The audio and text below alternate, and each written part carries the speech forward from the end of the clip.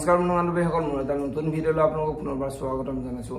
সংসাৰত সম্প্ৰচাৰিত হৈ থকা বকুলা আৱেগখনৰ আজিৰ খণ্ডটি চাবলৈ বহুত বেছি ইণ্টাৰেষ্টিং হ'বলৈ গৈ আছে।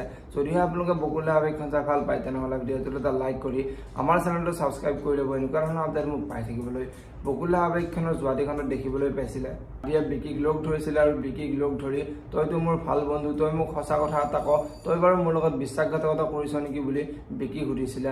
আৰু তেতিয়া বিকিয়ে তই এইবোৰ কি কৈ আছ, মই আকৌ তোৰ লগত কিয় বিশ্বাসঘাতকতা কৰিম বুলি আদিৰ আগত কৈছিলে। আৰু তেতিয়া আদিয়ে নহ'লে অদিতিয়ে এইবোৰ কথা কেনেকৈ গম পালে আৰু সেইদিনাখন তই মোৰ মুখৰ পৰা এইবোৰ কথা উলিয়াবলৈ কিয় চেষ্টা কৰি আছিলি, তোৰ যদি সাহস আছে তেনেহ'লে তই মোক মোবাইলটো দেখা বুলি আদিয়ে বৰ পৰা মোবাইলটো উলিয়াই আনিছিলে। আৰু লকটো খুলি দিয়াত গাৰ্গীয়ে 1 লাখ টকা পঠিওৱা দেখা পাই আদি আচৰিত হৈ পৰিছিলে। আৰু আদিয়ে তোক গাৰ্গীয়ে কিয় 1 লাখ টকা পঠিয়াইছে, তই আজি ধৰা পৰি গলি, তই এইবোৰ প্লেনিং কৰি মোৰ লগত কৰিছ বুলি বিকিৰ আগত কোৱা দেখিবলৈ পাইছিলে।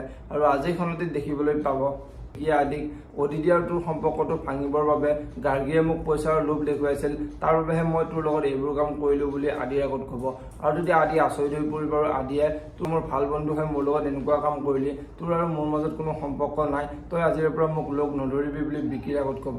এতিয়া বাৰু বিকিয়ে আদিক কি ক'ব দেখিবলৈ পাব বকুলা আৱেগখনৰ আজিৰ খণ্ডটিত। আনফালে আজিৰ খণ্ডে আদি ঘৰলৈ আহি দেউতাকৰ ওচৰলৈ যাব আৰু দেউতাকৰ ওচৰলৈ গৈ গাৰ্গীৰ সকলোবোৰ সঁচা কথা কৈ দিব আৰু দেউতাকক মই এতিয়া গাৰ্গীক বিয়া কৰাব নোৱাৰিম বুলি ক'ব।